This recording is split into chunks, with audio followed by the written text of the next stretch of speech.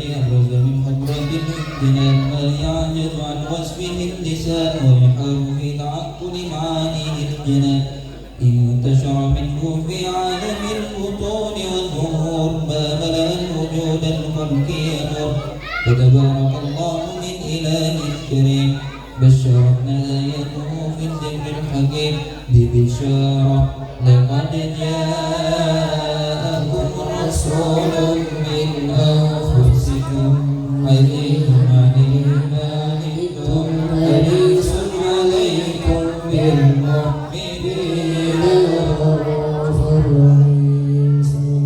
فمن فاجأ هذه البشارة وتلقاها بقلب سليم فقد هدي إلى صراط مستقيم.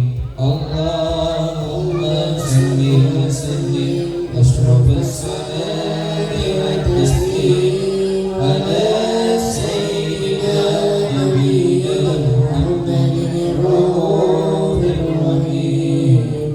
اللهم صل وسلم وبارك عليه وعلى آله. ومنذ علقت به هذه الدرة المكنونة والجوهرة المسونة والكون كله يسبح ويمسي بسرور وابتهاج بقرب ظهور إشراق هذا السراج والعيون متشوقة إلى بروزه متشوقة إلى انتقال جواهر كنوزه وكل دابة لقريش نطقت بفصيح العبارة معلنة بكمال البشارة وما من حامل حملت في ذلك العام إلا ذنب حملها بغلام من بركات وسعادات هذا الإمام.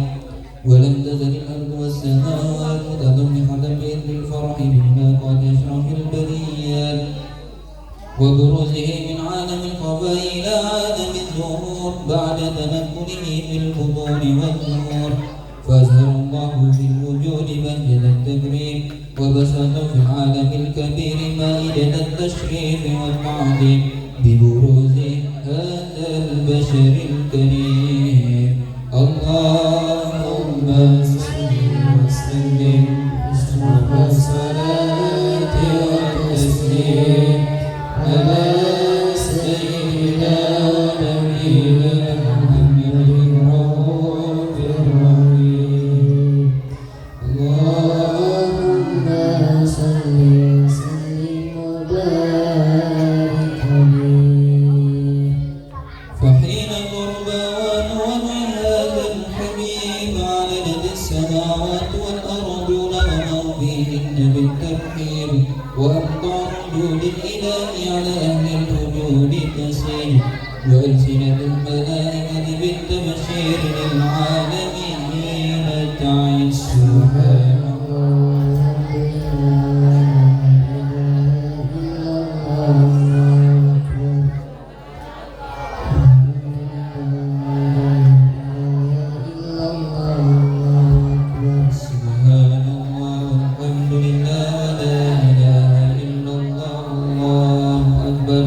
والقدرة كشفت قناع هذا المستور ليبرز نوره كاملا في عالم الظهور نورا فاق كل نور وأنفذ الحكم حكمه على من أتم الله عليه النعمة من خواص الأمة أن يحضر عند وجهه أمة تأنيسا لجنابها المسعود ومشاركة لها في هذا السمات الممدود فحضرت بتوفيق الله السيدة مريم والسيدة آسيا ومعهما من الحور العين من قسم الله له من الشرف بالقسمة الوافية فأتى الوقت الذي رتب الله على حضوره وجود هذا المولود فانقلب صبح الكمال من النور عن نمود وبرز الحامد المحمود مزعينا لله بالتعظيم والسجود صلى الله عليه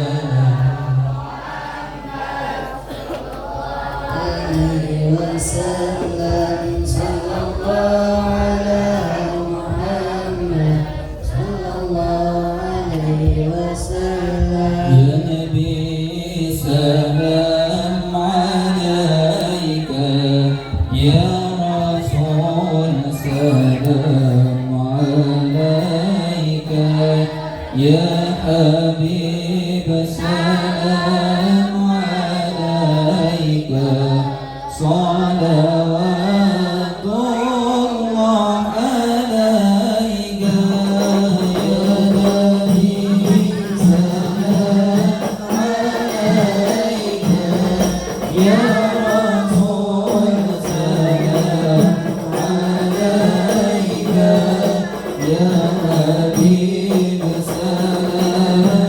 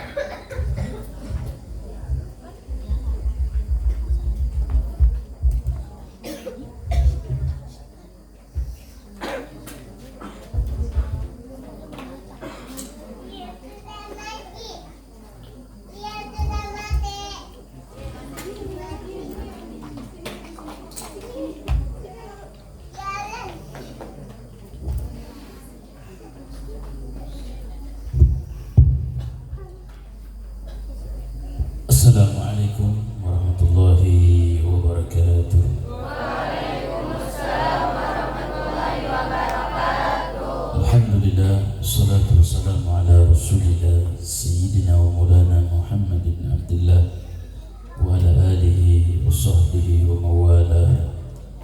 Amma ba'd. Sama-sama kita hormati dan kita muliakan guru kita bersama, yaitu Al-Mukarram Al-Habib Hashim bin Faris Al-Kaf. Alhamdulillah, beliau sudah hadir pada kesempatan malam hari ini, dan juga guru kita bersama Al-Ustaz Kashful Anwar SPD, dan juga para asatidz dan para ustadzah yang hadir pada malam hari ini. Mudah-mudahan semuanya senantiasa mendapat keberkahan dari Allah Subhanahu wa taala, dan juga santriwan dan santriwati, mudah-mudahan pada kesempatan malam hari ini Allah turunkan ilmu yang barakah dan bermanfaat. Amin ya Allah ya Rabbal alamin. Untuk mempersingkat waktu, pada malam hari ini pengajian yang malam Kamis kita yang kita mulai lagi, mudah-mudahan senantiasa mendapat keberkahan dari Allah Subhanahu wa taala. Untuk itu kepada guru kita Sayyidil Walid Al-Habib Hashim bin Faris Al-Kaf, kepada beliau waktu dan tempat dipersilakan dengan segala hormat.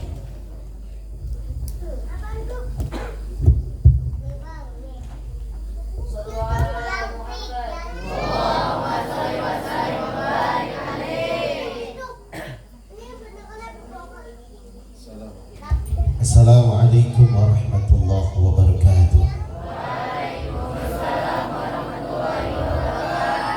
Bismillah, alhamdulillah, wassalatu wassalamu ala rasulillah Sayyidina Muhammad ibn Abdillah wa ala alihi wa sahbihi wa man tabi'a lahu wa wala. Qala subhanaka la ilma lana illa ma'allamtana innaka antal alimul hakim. Rabbi shrah li sadri wa yassir li amri wahlul 'uqdatam min lisani yafqahu qawli. Asyhadu an la ilaha illallah wa asyhadu anna Muhammadan rasulullah. Allahumma salli wa sallim ala sayyidina Muhammadin al-fatihi lima ughliqa wal khatimi lima sabaq nasiril haqqi bil haqqi wal hadi ila siratikal mustaqim wa ala alihi wa sahbihi haqqa qadrihi wa miqdarihi al-azim. Al-Fatiha ila hadratil habibina wa nabiyyina wa syafi'ina wa qurratil a'yunina wa maulana Muhammadin sallallahu alaihi wa ala alihi wa ashabihi wa azwajihi wa zurriyyati ajma'in. Summa ila khususan bil khusus sahibul jami'il kalam al-mawa'iz lil alim al-allama syekhi murabbi Sayyidil Walid Al-Habib Abuya Muhammad bin Alwi bin Abbas Al-Maliki Al-Hassani sahibul mufti Mekah. Summa ila hadrati sahibul mu'allif al-mawa'id lil alim al-allama Al-Syekh Saleh bin Muhammad bin Ali Basalama. Anna Allah yu'li darajatihi ma fil jannah barakatihim wa asrarihim wa anwarihim wa ulumihim wa nafahatihim fi dini wa dunya wal akhirah bisirri lahumul Fatiha. Bismillahirrahmanirrahim.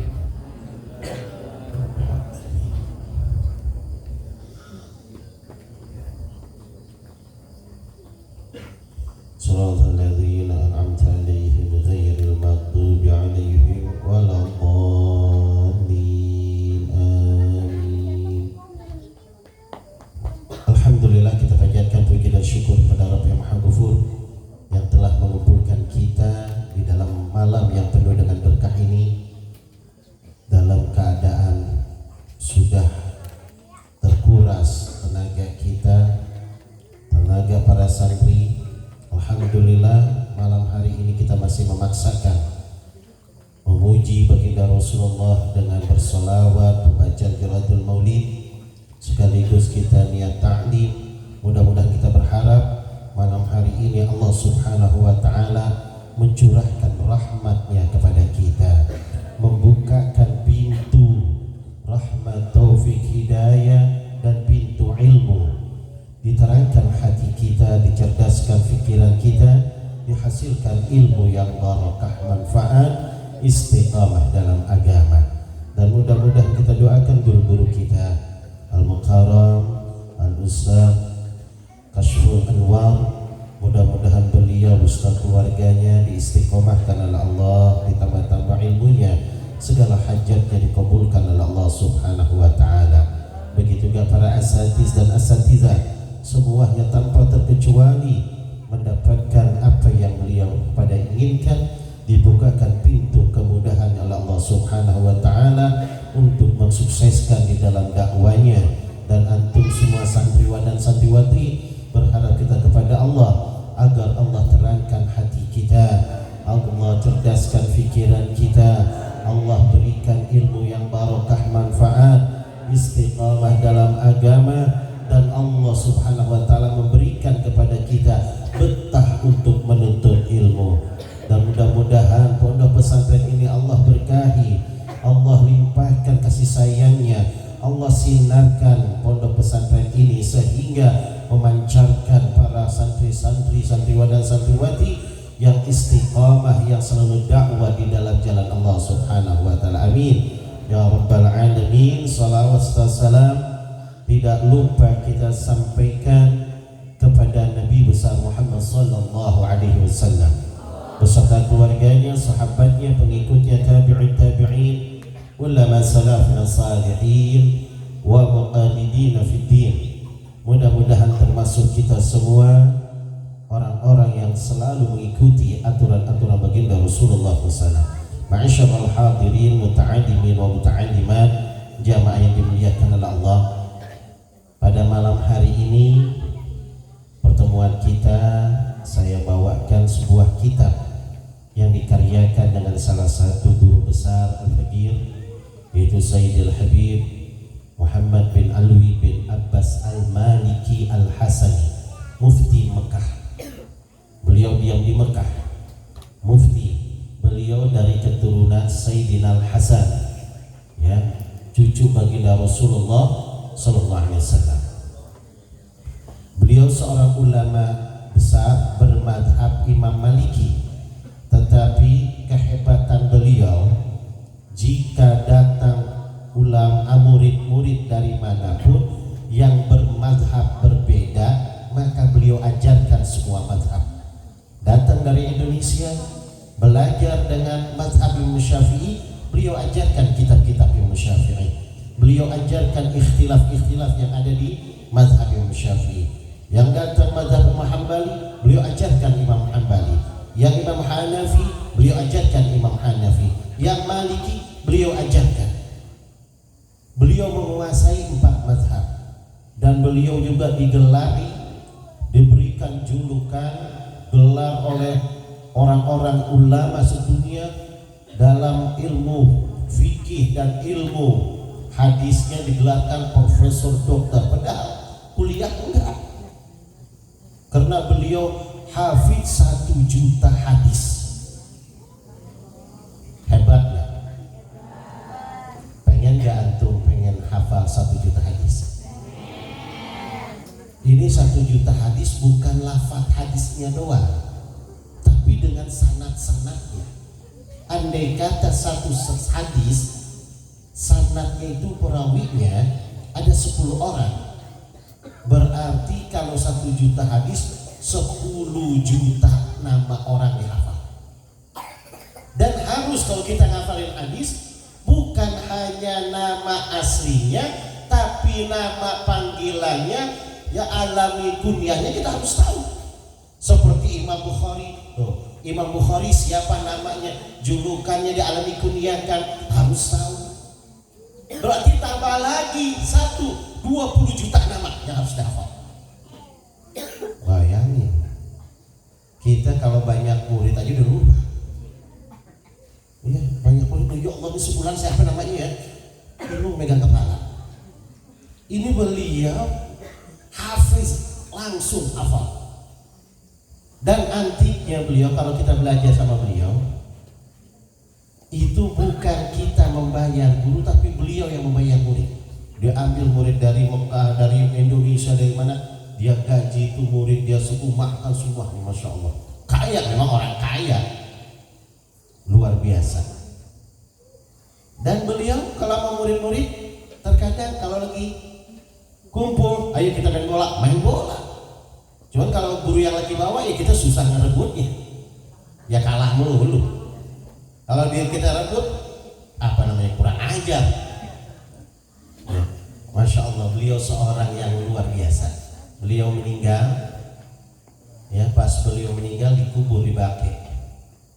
Dikubur di Baqi, biasanya kalau kebiasaan orang-orang Arab di sana, kalau sudah dikubur setahun 2 tahun diangkat.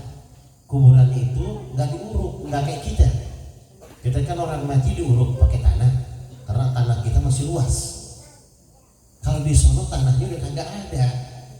Walaupun luas padang pasirnya di pekuburan, ya dikhususkan.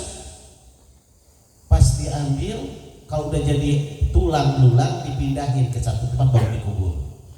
Nah, Abu yang Maliki pas diangkat masih utuh.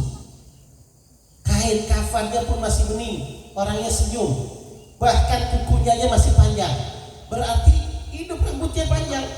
Kaget, wangi, nggak bau. Biasanya kalau orang yang sudah meninggal, udah jadi bangke, misalnya kata orang bahasa yang kasarnya, jadi bangke, wangi apa bau busuk? Bau bangke. Ini enggak, ditutup. Pertama kali mau dibongkar, seluruh murid yang ada di dunia ini bangkit ke sana. Tetapi tetap harus dibongkar karena itu sudah undang-undang peraturan kerajaan. Tapi pas raja lihat kayak begitu, nggak jadi. Akhirnya 2 tahun kemudian dibongkar lagi, berarti udah 4 tahun. Pas dibongkar diangkat, kita pada lihat lagi, rambutnya makin panjang, kukunya makin panjang, orangnya makin putih. Udah itu senyum, wanginya luar biasa. Kaget lagi, 4 tahun kagak apa-apa. Kan aneh, biasanya kalau orang meninggal, pagi meninggal, malam sampai besok pagi udah berbeda, badannya udah keras, ya, terus ada bau-bau. Itu lah ini hebat. Akhirnya ditunda lagi, taruh lagi, ditutup. 2 tahun kemudian digali lagi, diangkat. Begitu akhirnya sudah diputuskan, udah 6 tahun tidak ada perubahan, senyum, rambutnya makin panjang, kukunya ya. Ini menandakan kehidupannya, cuma berbeda alam. Dari alam dunia pindah ke alam barzah, ya. Kita alam barzah, cuman kalau orang kita bilang alam kubur karena dikubur. Maksudnya disiksa itu ada siksaan atau ada nikmat alam barzah dan nikmat siksaan kubur. Siksaan alam barzah dan siksaan dan nikmat alam barzah. Kalau dikubur nanti pemahamannya gimana kalau ada orang kayak Fir'aun nggak dikubur, nggak ada siksaan dong. Fir'aun dikubur nggak? Mak tahu, udah pernah lihat? Belum, ya baru katanya. Mak Fir'aun nggak dikubur. Terus jasadnya ada di situ, disiksa nggak tuh jasad? Kalau disiksa gimana? Kelihatan nggak? Ayo, bingung tuh ente. Terus gimana? Sedangkan di dalam kitab usah jauh-jauh lah, Sarah Safinatus saja, ya, Kasyifatus saja mengatakan wajib yang kita imankan adanya nikmat kubur dan azab kubur, maksudnya ayat 6 barzah. Jadi terus kalau hanya yang disiksa orang yang mati dikubur, Fir'aun mati nggak dikubur, nggak disiksa. Di negara kita ada satu tradisi daerah Tator, Tanah Toraja. Itu kalau orang mati nggak dikubur. dikubur, ditaruh aja di bukit-bukit, ada lubang-lubangnya masuk. Nanti beberapa tahun sekali digantiin pakaiannya, udah tinggal tengkorak, digotong-gotong, tengkorak bapaknya, tengkorak kakeknya, udah jadi mumi kayak gitu diangkat. Terus disiksa nggak mereka? Pertanyaannya. Ada lagi pertanyaan, gimana kalau orang yang matinya dibakar, terus jadi abunya dibuang ke sungai Gangga atau ke laut, terus disiksa nggak tuh? Pusing deh. Ada lagi orang yang matinya tenggelam di laut dimakan ikan, baik ikan paus atau ikan hiu yang makan, habis. Kan nggak dikubur, gimana disiksa? Makanya siksaan itu memang adat-adat manusia di agama Islam harus dikubur, tapi itu disebutnya alam barzah. Apa arti alam barzah? Sudah keluar dari dunia, ya, belum sampai akhirat, masih transit di alam barzah, pertengahan. Keluar dari dunia, udah keluar, akhirat belum sampai, transit di alam barzah. Nah, kalau sudah di alam barzah demikian, siapapun yang sudah keluar dari dunia, maka mereka akan mendapatkan dua perkara, wa imma dapat nikmat atau dapat azab. Terus kalau yang nggak dikubur, tetap dia siksa sama Allah. Tapi kita nggak lihat dengan mata indera kita, dengan mata terbuka kita, dengan mata zahir kita. Iya, memang kita nggak lihat, tetapi dia disiksa rohnya dan jasadnya merasakan sakit. Belum paham juga, saya contohin. Pernah mimpi diudak-udak dikejar-kejar anjing? Pernah? Capek nggak lari? Takut nggak? Padahal lari apa enggak? Nggak lari kan? Padahal dia udak-udak anjing, bener apa enggak? Pas bangun berasa nggak capeknya? Berasa nggak ketakutannya? Berasa nggak ngos-ngosannya? Itu Allah udah gambarkan. Kita hidup aja kayak gitu. Kalau sudah masuk ke alam roh, sudah masuk di luar kesadaran kita, di luar daripada nalar manusia, maka apa yang dirasakan oleh roh, badan pun akan merasakan. Kita lari jauh, capek, padahal kita tidur.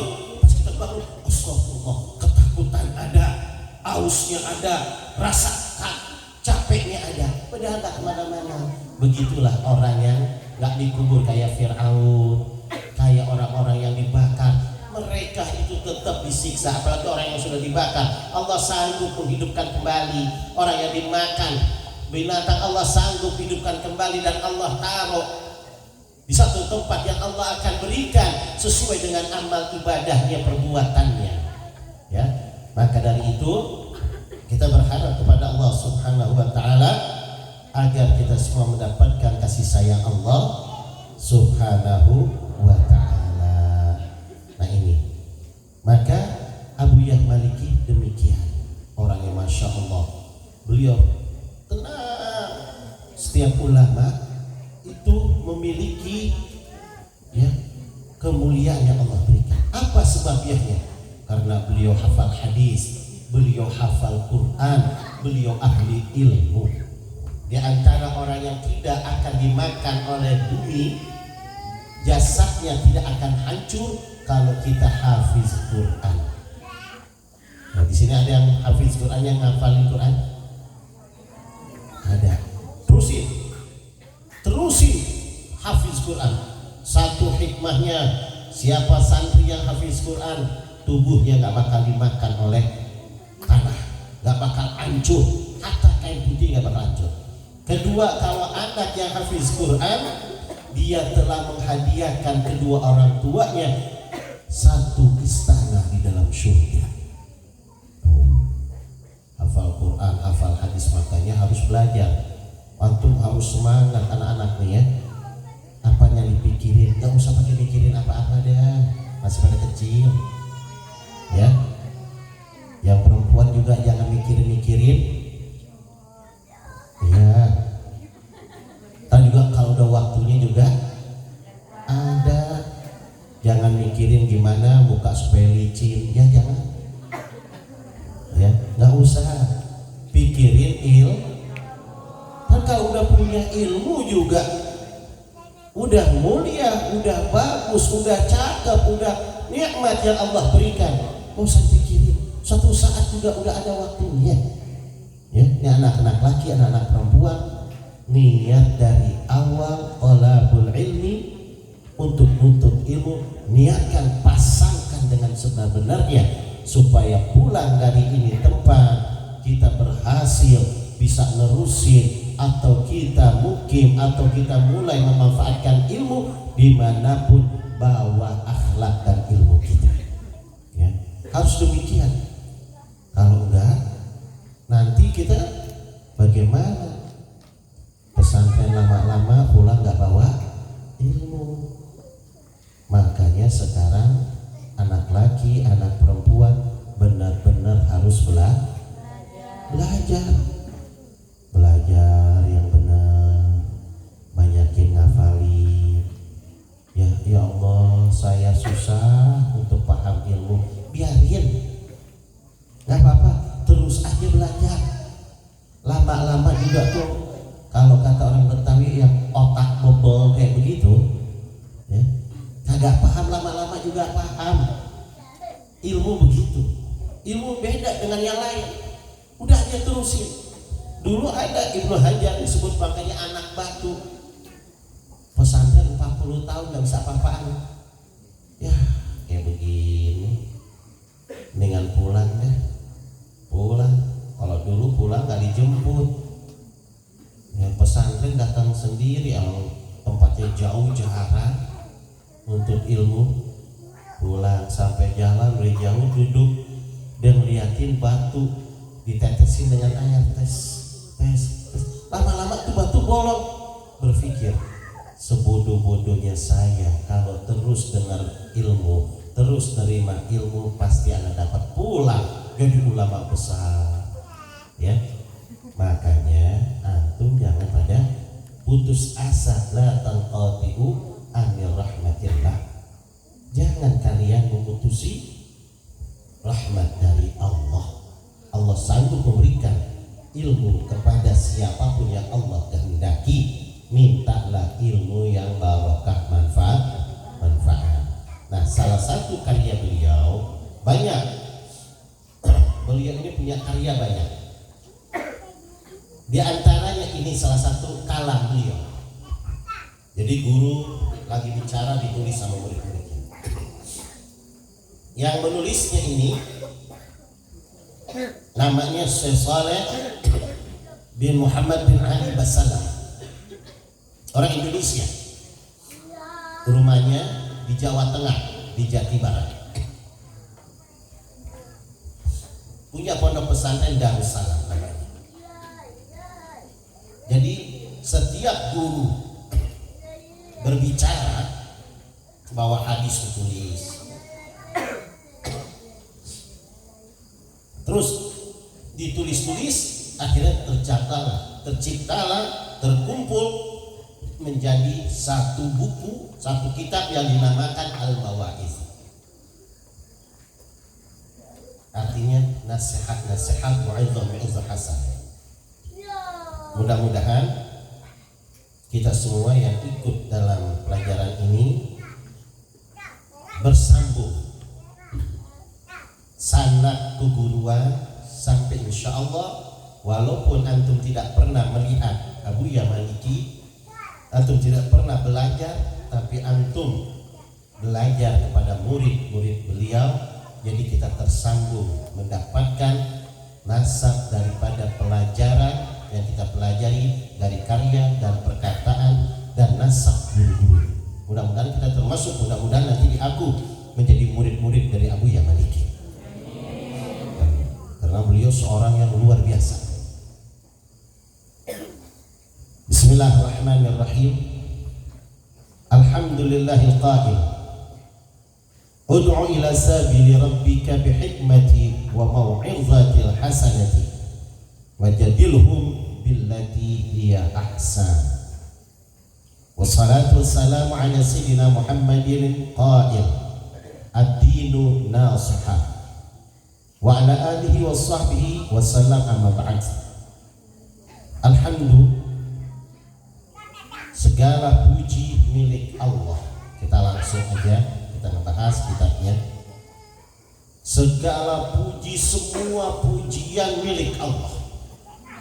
Haknya dipuji hanya Allah, pantasnya dipuji hanya Allah. Selain Allah pada hakikatnya tidak pantas dipuji. Kenapa? Semuanya pujian yang selain daripada Allah, semuanya akan ada hampanya, akan ada gagalnya, akan ada cacatnya. Tidak ada satu makhluk memuji makhluk itu akan menjadi sempurna, tidak. Kesempurnaan semua milik Allah. Kalau Allah tidak pernah ada gagalnya. Manusia ada gagalnya. Ada gagalnya tidak? Ada. Ente suatu saat orang jago naik motor, balapan motor, saking jagonya menang, ada kalahnya kalah lah. Ada kalahnya terbalik. Itu manusia. Tidak sempurna manusia. Semuanya ada batasnya, semuanya ada gagalnya, semua ada akhir. Tapi kalau Allah kita puji, tidak akan ada gagalnya. Allah tidak pernah gagal. Apa yang jadi gagalnya Allah dalam ciptaan? Tidak pernah. Allah menciptakan makhluk bermacam-macam makhluk, tidak ada gagal. Allah ciptakan manusia berbentuk macam manusia, berupa-rupa wujud manusia, wajahnya, hidungnya, kupingnya, bibirnya, giginya, semua Allah ciptakan miliaran manusia, tidak ada yang sama, gak pernah gagal. Itu Habib, ada orang yang gagal tidak sempurna, ada orang yang cacat misalnya, berarti Allah gagal. Bukan, itu bukan kegagalan Allah. Allah menunjukkan Allah mampu membuat manusia model apapun, ya. Allah mampu membuat manusia kulit rupanya warna-warna bagaimana macam tuh. Allah mampu. Allah tunjukkan kemampuan Allah untuk tambah kekuatan, bukan kegagalan. Tidak pernah Allah ciptakan gagal. Kita lihat malam hari ini, kita duduk di bawah ini harus gelap nih. Gelap, habis gelap sekarang bisa terang dengan adanya apa? Siapa penemu lampu yang pertama? Thomas. Tahun berapa dia? Tahun berapa ya? Bingung, cari sendiri. Ya. Hebat gak dia nemuin lampu? Hebat orang, wih, bisa terang, jasanya banyak. Gitu hebatnya. Tapi walaupun hebat ada gagalnya. Lagi terang gini, mati lampu gelap gak? Koslet gelap gak? Putus lampunya gelap gak? Gagalnya. Tetap manusia sehebat bagaimanapun ada gagalnya, ada akhirnya. Tapi Allah menciptakan matahari berjuta-juta tahun yang lalu atau ribuan tahun yang lalu sampai sekarang. Pernah nggak matahari koslet? Pernah nggak? Mohon maaf, wahai manusia, besok matahari nggak keluar dulu, mau ganti bohlam, ganti lampunya. Nggak ada kan? Nggak ada. Padahal dari tahun dari pertama Allah ciptakan bumi, ciptakan matahari sampai sekarang, sampai nanti yaumil qiyamah, tidak pernah ganti lampu. Terus gak pernah ada dicas, gak pernah pakai listrik. Itu kalau pakai listrik berapa juta wattnya? Gak pernah gagal. Antara matahari dan bulan tidak pernah saling bentrok, gak pernah tabrakan. Manusia bikin kereta tabrakan, padahal ada yang nyupirin tetap tabrak. Manusia bikin mobil tabrakan nggak? Maka mana ada yang pilih? Gagal. Tapi Allah menciptakan langit, menciptakan bumi, menciptakan bulan, menciptakan bintang, menciptakan matahari. Segitu banyaknya, tidak pernah matahari dan bulan tabrakan atau dengan bintang tabrakan, tidak pernah. Hebatnya Allah, luar biasa ya. Maka dari itu puji Allah. Allah lah yang patut dipuji, hanya Allah. Tapi boleh kita memuji orang lain, boleh. Maka puji kita bagi 4. Ada puji qadim lil qadim, hamdu qadim lil qadim. Ya, puji qadim lil qadim artinya memujinya Allah terhadap zatnya sendiri. Puji qadim lil hadis, memujinya Allah terhadap makhluknya. Allah juga memuji makhluk. Yang ketiga, puji qadim, puji makhluk lil qadim, ya. Memujinya makhluk kepada Allah. Terus yang keempat, puji hadis lil hadis, pujinya makhluk terhadap makhluk. Jadi yang pertama puji qadim lil qadim, puji qadim lil hadis. Ketiga puji hadis lil qadim. Yang keempat puji hadis lil hadis. Yang pertama pujinya Allah terhadap dirinya sendiri, puji qadim lil qadim. Allah memuji bi'izzati wa jalali, dengan kegagahanku dan keagunganku. Pantas Allah mengatakan gagah karena Allah gagah, gak ada lagi yang lebih gagah dari Allah. Makanya kalau kita mau gagah, deketin Allah yang maha gagah, kita akan dapat kegagahan. Kita mau agung, deketin Allah yang maha agung, kita akan mendapatkan keagungan. Kita pengen mulia, deketin Allah yang maha mulia, kita akan dapatkan kemuliaan. Kita pengen ilmu, deketin Allah pemilik ilmu, semuanya pengetahuan di Allah, maka kita akan dapat ilmu. Kita pengen kaya, deketin Allah yang maha kaya al-ghani, deketin, nanti kita akan diberikan kekayaan. Semuanya Allah itu gagah, Allah itu hebat, Allah itu agung, Allah itu mulia. Allah memuji dirinya. Pantas kalau Allah bilang aku gak butuh dengan manusia, pantas gak? Pantas. Emang Allah gak butuh sama kita? Allah ini gak butuh sama kita nih. Allah gak butuh dengan ibadah kita, Allah gak butuh dengan sholat kita, Allah gak butuh dengan zikir kita, Allah gak butuh dengan puasa kita, Allah gak butuh dengan tasbih kita, Allah gak butuh dengan pembacaan Quran kita, Allah gak butuh dengan sholat kita, Allah gak butuh dengan tahajud kita. Gak butuh Allah. Kenapa? Kalau Allah butuh bukan Tuhan. Tuhan gak pernah butuh dengan makhluk, tetapi kitalah yang butuh ibadah kepada Allah. Kita butuh ibadah, sholat kepada Allah. Kita butuh tahajud, kita butuh baca Quran, kita butuh puasa Senin Kemis, kita butuh zikir, kita butuh tasbih, kita butuh dalam ibadah. Karena kita berharap agar Allah Subhanahu wa ta'ala memberikan kemuliaan dan keridhaannya kepada kita.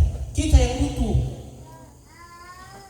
Dan ingat, andai kata sedunia manusia tidak ada yang mau ibadah kepada Allah, nggak ada yang mau ibadah, apakah kerajaan Allah, keagungan Allah bakal sirna, bakal hancur? Tidak. Sedunia nggak ada yang mau ibadah, tetap Allah jadi Tuhan, tetap Allah jadi Tuhan. Jadi jangan anggap bahwa Allah butuh dengan ibadah kita, enggak. Justru kitalah yang butuh ibadah kepada Allah. Kayak ente makan nasi butuh sama kita, apa kita butuh sama nasi? Kata nasi ente mau nggak mau makan juga nggak apa-apa, yang lapar sih ya. Nah begitu. Jadi kita ini butuh kepada Allah, butuh dengan rahmat Allah, butuh dengan kasih sayang Allah, butuh dengan ampunan Allah, butuh dengan hidayah Allah, butuh dengan ridha Allah, butuh dengan diselamatkan oleh Allah. Butuh kita. Awas, kebutuhan kita kepada Allah. Maka dari itu ingat nih para muta'allimin, muta'allimah, ya, teruskanlah cinta kita kepada Allah Subhanahu wa ta'ala, ya. teruskanlah ibadah kita kepada Allah Subhanahu wa ta'ala. Jangan hentikan lisan kita, lidah kita, basahi dengan berzikir kepada Allah. Sebut-sebut nama Allah. Ya Allah, ya Allah. Pasrahkan diri kita kepada Allah. Jangan henti-hentinya hati kita ini ingat kepada Allah. Nanti Allah akan bersihkan hati kita. Ini hati yang keras, hati yang hitam, hati yang berpenyakit, hati yang banyak bau busuknya, itu kita bersihkan dengan apa? Likulli syai'in saqal wa saqalul qulub adzikrillah. Setiap satu perkara ada pembersihnya, dan pembersih hati adalah zikir kepada Allah. Karena hati ini wadahnya ilmu, tempatnya ilmu. Ya, kita akan diberikan ilmu. Guru-guru kita menempelkan ilmunya, memberikan ilmunya kepada murid. Nah, ilmu ini akan punya wadah. Wadahnya mana? Al-qalbi, hati. Nah, seperti air, ini gelas. Ini air perlu dengan tempat supaya masuk, maka perlu gelas. Nah, air ini masuk, gelas ini harus bersih. Kalau gelasnya bersih, dituangin air putih itu aja, orang banyak yang mau pada minum. Ya, gelasnya bersih, apalagi pakai jus, apalagi ada susu, apalagi pakai ini, orang berebutan minum. Kenapa? Wadahnya bersih. Tapi kalau wadahnya kotor, ini gelas habis dari solokan, habis dari comberan, kotor, belok, ditaruh, disuduin susu, dikasih jus, siapa yang minum? Nggak ada. Kenapa? Ilmunya mulia, tapi wadahnya kagak mulia. Ilmunya bagus, wadahnya kagak bagus tempatnya. Begitulah orang yang memiliki ilmu. Ilmu ini mulia, tinggi ilmu. Cuman masuknya ilmu ini harusnya di hati yang bening, hati yang jernih, hati yang tidak ada hitamnya. Maka masuknya ilmu itu walaupun sedikit manfaat.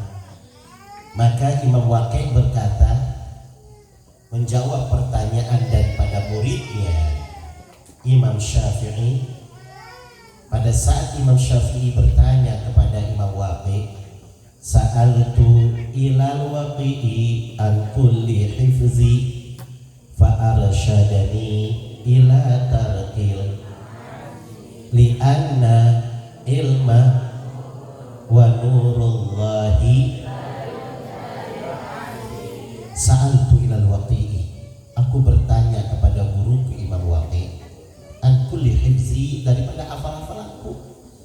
Guru, ustaz, syekh, ada apa wahai Syafi'i? Ini saya bingung. Bingung apa wahai Syafi'i? Tentang hafalan saya. Kenapa nih hafalan kayak begini amat? Itu bertanya udah 7 tahun hafiz Quran. 7 tahun Imam Syafi'i udah hafal Quran. Ya. 9 tahun Imam Syafi'i hafal hadis Mu'atta karangan gurunya Imam Maliki.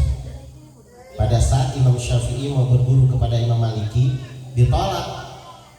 Kata sisanya, wahai syekhuna, wahai guru, ada orang anak muda mau belajar sama engkau, mau belajar kepadaku. Tanya dari mana dia? Dia dari Irak. Aku tidak akan menerima murid kalau sebelum hafal karyaku hadis Mu'atta. Kalau dia sudah hafal baru belajar sama aku. Sudah belajar dulu. Kata, wahai Syafi'i, kata Imam Maliki, kau gak boleh ikut belajar. Imam Maliki gak bakal menerima engkau. Kenapa? Kalau engkau mau masuk ke pesantren sini, syaratnya harus hafal dulu hadis Mu'atta. Masya Allah. Kata Imam Syafi'i, kasih tahu Imam Maliki, aku udah hafal 9 tahun.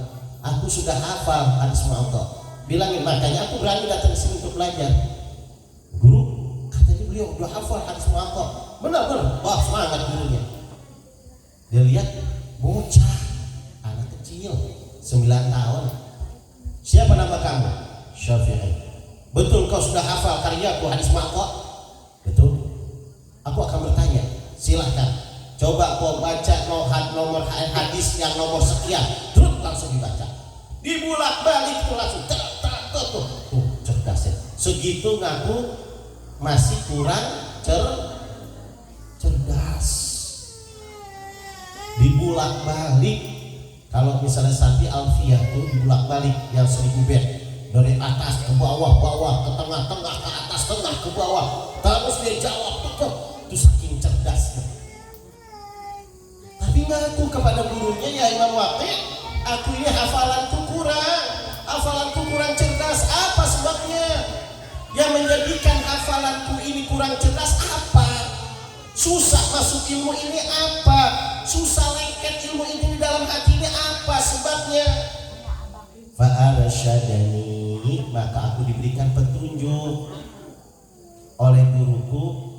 Fa'arsyadani ila tartil. Oh Syafi'i, kalau engkau mau cerdas, mau terang hati, mau gampang hafalan, kalau sekali ngapalin, sekali baca langsung hafal. Satu syaratnya, tinggalin maksiat. Maksiat mata, ini maksiat mata bahaya ini. Melihat yang cakep, waduh, bukan mikirin ilmu, mikirin ya begitu, yang laki mikirin cewek, yang cewek mikirin laki. Nah itu hilangin. Ada yang punya handphone enggak? Santri punya handphone? Taruh titip sama ustaz. Jangan, itu bahaya, ntar malam-malam bukan ngapalin, main. Awas. Harus dari hati antum sendiri. Kalau mau dapat ilmu tadi itu, ya Allah, saya datang ke sini bukan untuk main. Saya datang ke pesantren bukan untuk orang-orang. Saya datang ke sini untuk belajar. Ini handphone bikin saya kagak tenang belajar. Ustaz, saya titip. Tuh santri yang hebat. Nih santri yang mau dapat ilmu nih. Nih santri yang bakal jadi orang mulia. Nih santri bakal menjadi orang yang nanti dipanutin. Tuh kayak begitu tuh. Tapi kalau santri masih sayang, masih asik, jangan harap tuh. Mau jadi orang mulia, mau dapat ilmu apa enggak mau dapat? Mau dapat ilmu? Mau nitipin HP-nya ke ustaz? Yang mau cuma satu orang? Yang perempuan mau? Hoi.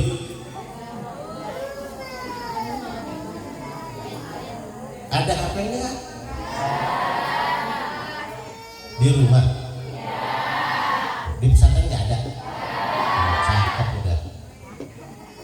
Ntar kalau di rumah main handphone? Nah, itu tuh bahaya ya. Kalau udah di rumah, itu di kamar gak keluar-keluar. HP-mu. Sayang, ilmu yang sudah didapetin jangan sampai hilang. Farsyadani ila tarkil ma'asiyah. Hilangkan maksiat. Maksiat itu penghalang dari hafalan kita. Maka Imam Syafi'i kalau lagi baca kitab nih, ini baca bukan ngapalin. Baca, sekali baca set apal. Baca apal, nggak diapalin, cuma baca doang.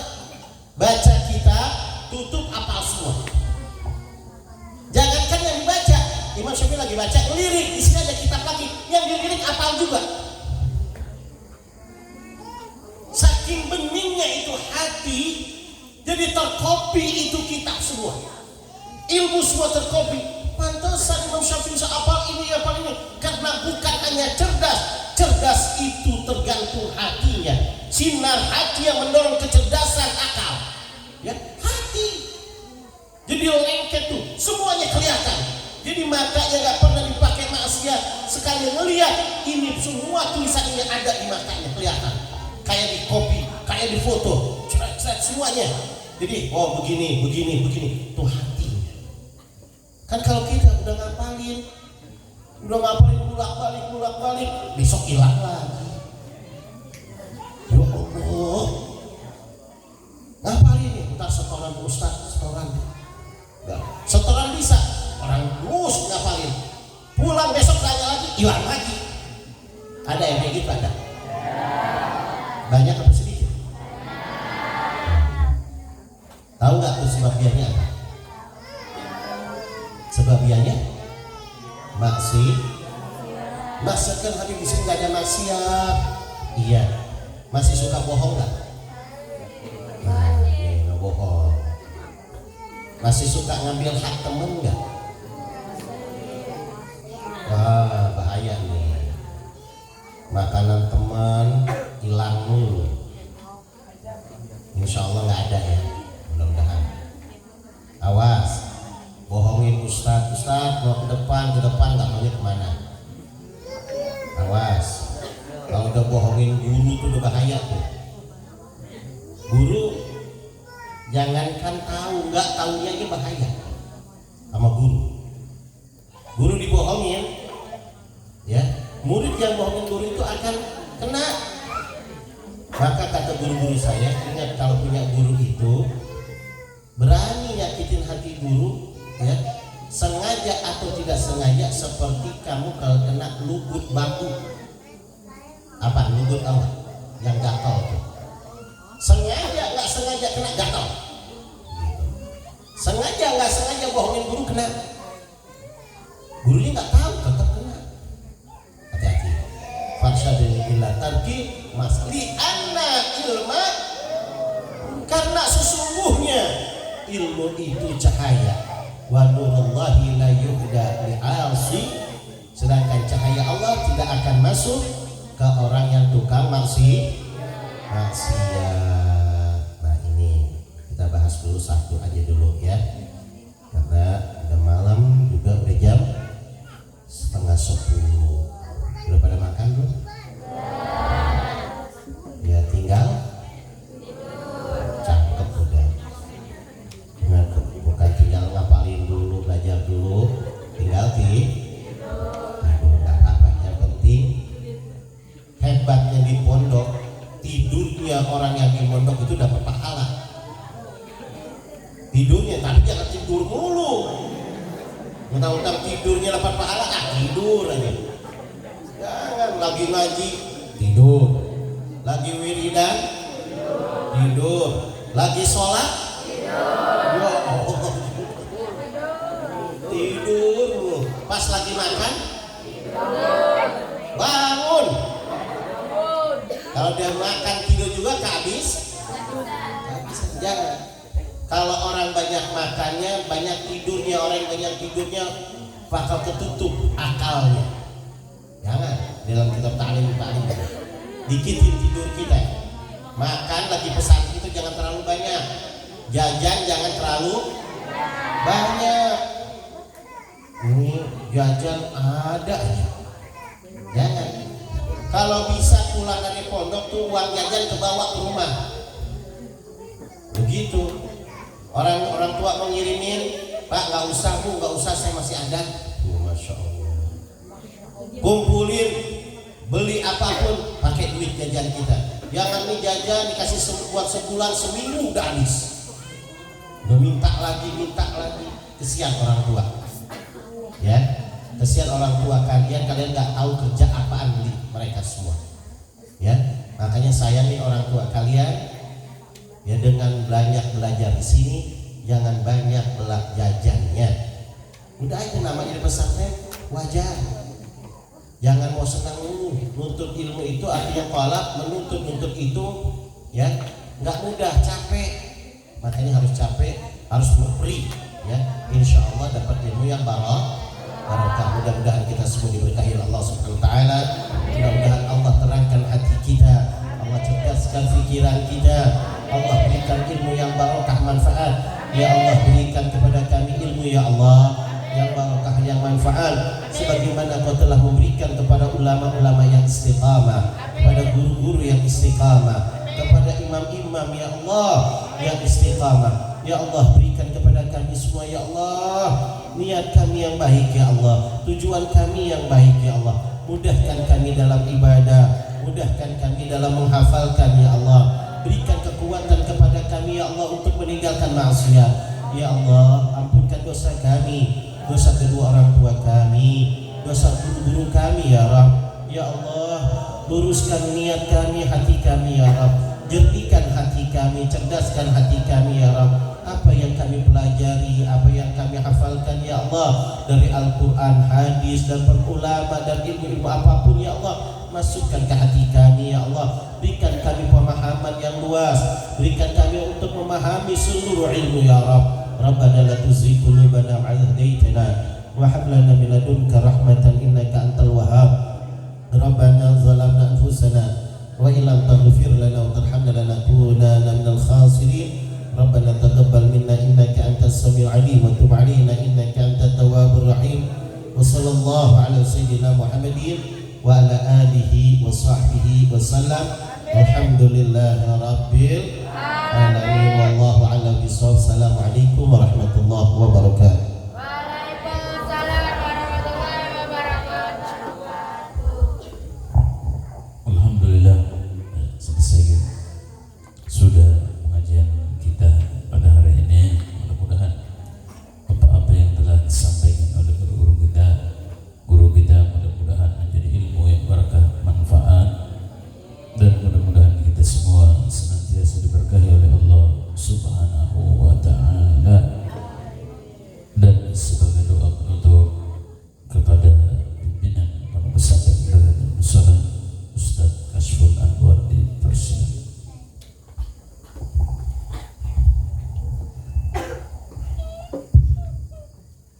Astaghfirullahaladzim, astaghfirullahaladzim, astaghfirullahaladzim. Allahumma salli ala Sayyidina Muhammad wa ala ali Sayyidina Muhammad wa sallim radhiyallahu ta'ala kali sahabati Rasulillahi ajma'in walhamdulillahi rabbil alamin hamdan yuafi ni'amahu wa yukafi'u mazidah. Ya Rabbana ya ilahana lakal hamdu wa lakal syukru wa lakal mulku kama yanbaghi li jalalikal karim wa li'azimi sultanik. Allahumma lakal hamdu wa ilaikal mushtaka wa antal musta'an wa la hawla wa la quwwata illa billahil aliyyil azim. Allahumma ighfir lana dhunubana wa dhunuba walidayna warhamhuma kama rabbayana shighara wa li jami'il muslimina wal muslimat wal mu'minina wal mu'minat al ahya'i minhum wal amwat. Rabbana la tuzigh qulubana ba'da idh hadaytana wa hab lana min ladunka rahmah innaka antal wahhab. Allahumma anfa'na bima 'allamtana wa 'allimna ma yanfa'una warzuqna 'uluman tanfa'una wa zidna 'ilman nafi'a warzuqna fahma Rabbana taqabbal minna du'a'ana innaka antas sami'ul 'alim wa tub 'alaina innaka antat tawwabur rahim. Rabbana atina fid dunya hasanah wa fil akhirati hasanah wa qina 'adzaban nar. Wa sallallahu ala sayyidina Muhammadin wa ala alihi wa sahbihi wa sallam. Walhamdulillahi rabbil alamin.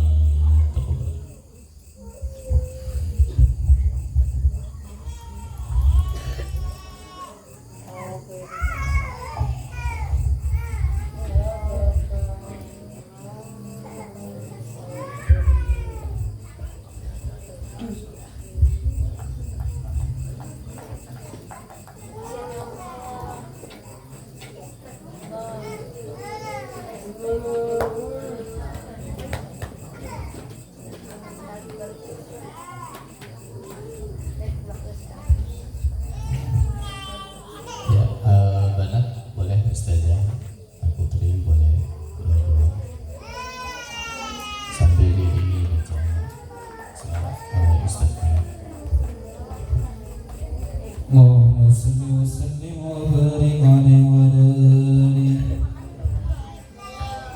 Ilahi bi jahil anbiya wal malaika wa bil awliya idun lana bil ijabati.